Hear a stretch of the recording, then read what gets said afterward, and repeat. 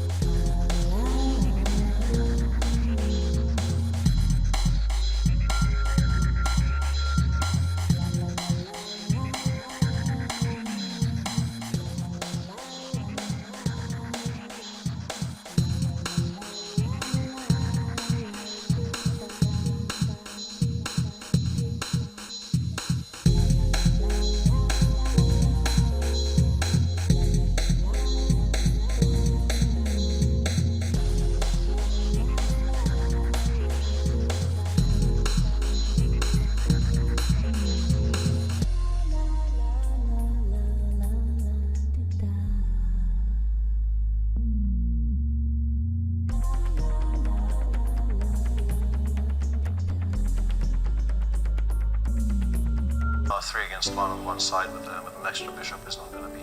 And then after you take on g3, do you trade on e4 or you push Yeah, that pawn yeah, to yeah. d4? No, you You trade. want to trade as many pawns as possible. Yeah, Yes. you take as much of the board as possible. Exactly. You are very, very comfortable that this will be enough now.